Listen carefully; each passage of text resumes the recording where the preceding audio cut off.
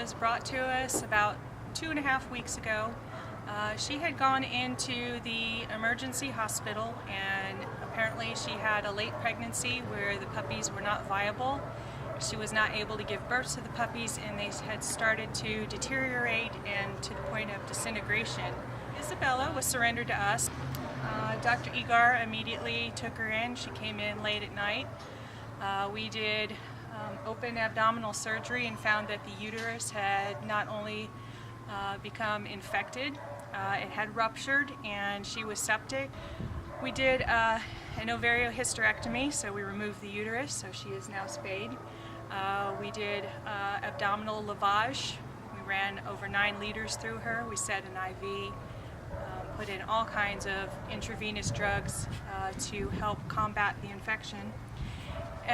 We managed to recover her, but she was still kind of iffy after surgery, so Dr. Egar himself took her home for that night because she still needed to have all kinds of drugs run through her, fluids, antibiotics, IV shots.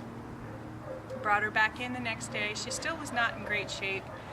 So I took her home for the next 3 days I was off, and she stayed at my house, and she continued to have the intravenous fluids and antibiotics. And 3 days after her surgery on Saturday, she kind of came around, and it looked like she was going to make it through, started perking up, started becoming interested in food.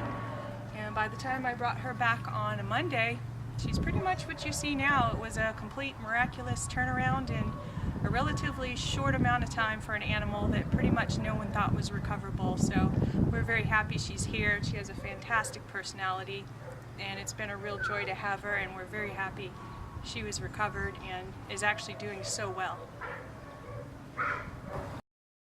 And wasn't planning on stopping at the shelter that day. I had other things to do, but I was just drawn. So I went to the shelter, and as soon as I saw Bella, I told one of the ladies there, I said, this is the one. But she wasn't available yet.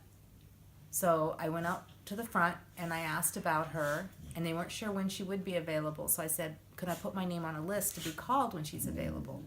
And I was lucky enough to be the first one on the list. So we brought her home with the other 2, all 3 of them in the back seat. They did fine. And we got home, and it was like somebody turned a light on with Chloe and Bella. As soon as we got out of the garage, off they went into the yard, playing and chasing each other and running around. They just spent the rest of the day playing, and they've been playing together ever since.